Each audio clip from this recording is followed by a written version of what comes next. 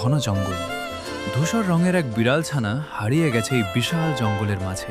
হঠাৎ দেখতে পেল সাপ এই বিড়ালের দিকে ধেয়ে আসছে, কিন্তু সেই মুহূর্তে সিংহ গর্জন করে সাপকে তাড়িয়ে দেয়। বাচ্চাটা ভয়ে কাঁপছে। সিংহ মাংসের এক ছোট্ট টুকরো বিড়ালের সামনে ফেলে, কিন্তু বাচ্চাটা তো ভয়ে খায় না। খাবেই বা কি করে? এত বড় সিংহ সে তো আগে দেখেনি। সিংহ অপেক্ষা করতে করতে বাচ্চা বিড়ালের পাশে শুয়ে পড়ে। বাচ্চাটাও ধীরে ধীরে তার পেটে ঘুমায়। বিশ্বাস তৈরি হয়। সিংহ বিড়ালকে শিকার শেখাচ্ছে। বাচ্চাটা ছোট ইঁদুর ধরে ফেলে। জঙ্গলের অন্যান্য জানোয়ার, হাতি, ভাল্লুক দূর থেকে মাথা নিচু করে। সিংহ আর ছোট্ট বিড়ালটা পাশাপাশি বসে আছে। এ ছোট হলেও আজ থেকে সে রাজার ছেলে। ছোট হলেও রাজা হওয়া যায়। তো বন্ধুরা, কি বুঝলেন? কোনো না কোনো সময় একাকী সময় পার করতে হয়, যেটা অনেক কষ্টের।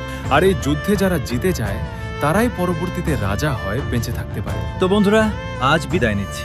দেখা হবে আগামীকাল ঠিক অন্য গল্প, অন্য অনুভূতি নিয়ে। ততক্ষণ পর্যন্ত ভালো থাকবেন, সুস্থ থাকবেন। Like and share this video for me.